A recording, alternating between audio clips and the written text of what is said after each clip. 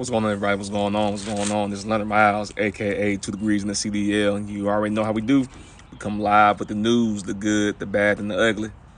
And this is one of those bad and ugly situations. But let's go ahead and get into it. Texas Trucking Company employee gets over 5 years for payroll fraud. Total cost to Texas Chrome slash MJR was more than $1.4 million. Co-defendants get probation. So let's see what's going on. A woman who used her position in 2 Texas trucking companies to fraudulently pay excess funds to co-workers and friends was sentenced Tuesday to more than 5 years in prison. Her co-defendants got probation. Veronica Rios and 6 co-defendants were indicted in April 2021. In sentencing this week, Rios received 63 months in prison on 6 counts of wire fraud. The 63 months was the sentence for each of the counts, but would be served concurrently. Rios pleaded guilty in September. Electronic records for the proceedings in the U.S. District Court for the Western District of Texas noted that the sentences of co-defendants Pedro Guillen, Maria Vargas, Guadalupe Alcides, yeah, I had to excuse my Espanol, Amanda Hernandez, Mario Martinez, and Tommy Bynum all occurred at various times going back to last fall after plea deals. They all received probation and no fine.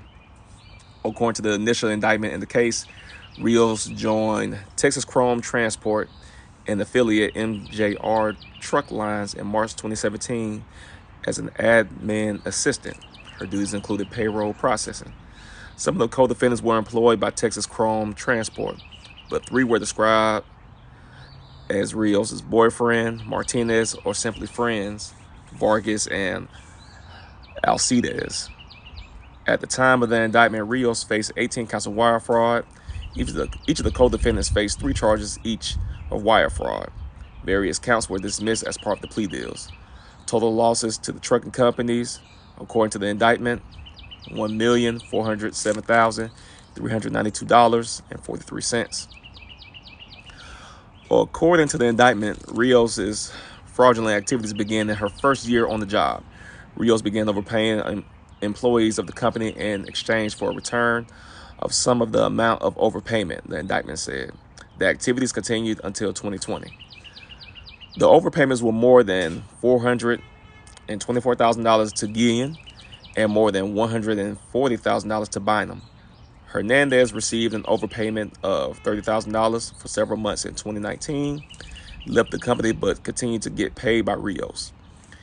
Rios also added non-existent employees to the payroll list, the indictment said. After causing the payroll to be processed, Rios would then delete the non-existent employees from the payroll list so that her superiors would not notice that the payroll report contained non-existent employees.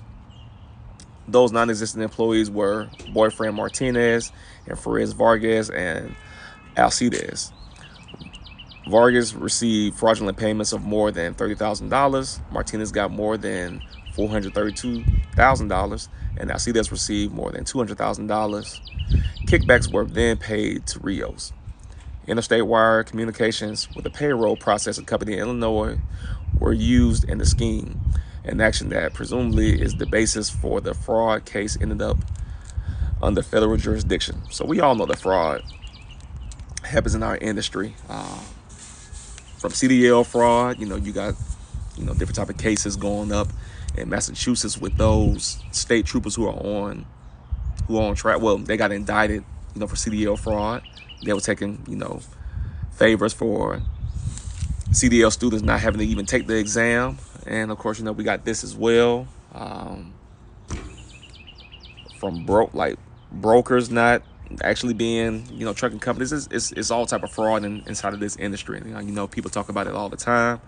And like I said, you're going to continue this trend for so long before you get caught.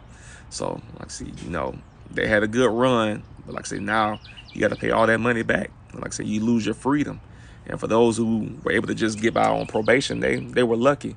But the chances of them, even driving again, if they drove, it kind of sounded like none of them even were even drivers. If they were drivers, then they're more likely not going to be in this industry ever again. But you all just let me know what you think about this. Make sure you like, share, and subscribe to the channel. Make sure you follow me on YouTube at 2 Degrees in the CDL. Follow me on Instagram at the same thing, 2 Degrees in the CDL. And I appreciate the support as always. And to all my truckers, y'all keep it safe and keep it in the middle of the road. Until next time, I'm out.